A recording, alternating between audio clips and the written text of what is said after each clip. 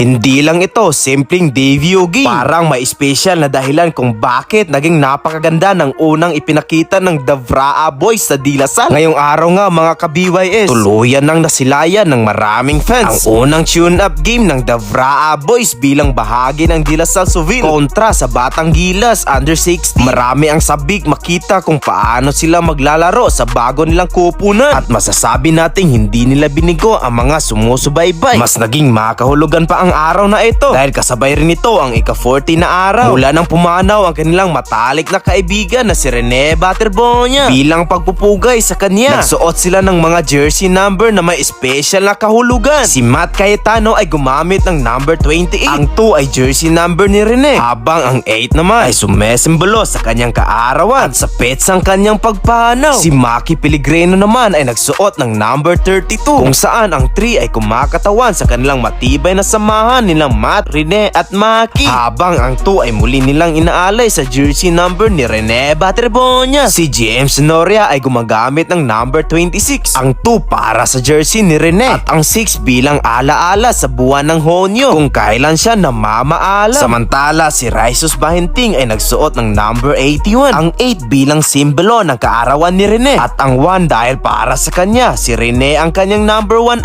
idol. Pagdating naman sa laro, kitang-kita agad ang kanilang kumpiyansa at determinasyon. Si Maki Pellegrino ay nagpakitang gila sa third quarter matapos makakuha ng steal na uwi sa mabilis na fast break at easily up. Kahit nagmintis siya ng isang drive, hindi siya sumuko. Kinuha niya ang sariling rebound at naipasok ang napakahirap na tira. Hindi rin nawala ang kanyang paboritong galaw nang magpakawala siya ng isang napakagandang reverse layup. Pagpasok naman ni Raisus Bahenting at JM Sonoria, lalo pang umiinit ang laban. Nagpasabog si GM ng magkasunod ng 3-point shoots, kabilang ang isang tris na mula sa magandang assist ni Raisus Bahenting. Isa pa sa mga highlights ay ang kanyang magandang crossover na nagpabagsak ng depensa bago siya tumira. Ramdam din ang support ni Coach Gis at ng buong La Salle bench na todo cheer sa bawat magandang play ng Davraa Boys. Hindi man ito official na tune-up game, malinaw na ipinakita ng apat na dating magkakampi ang kanilang potensya at magandang chemistry. At sa araw na eksaktong 40 days ni Rene Baterbonia, maraming fans ang hindi maiwasang maging emotional. Para bang sa bawat hustle, bawat assist at bawat puntos na kanilang ginagawa, dala nila ang alaala ng kanilang kaibigan. Ano man ang paniniwala ng bawat isa, isang bagay ang sigurado, hindi malilimutan ng Davraa Boys ang kanilang samahan kay Bobet. At kung magpapatuloy ang kanilang klase ng laro, marami pang magagandang kabanata ang naghihintay sa kanilang bagong yugto sa De La Salle.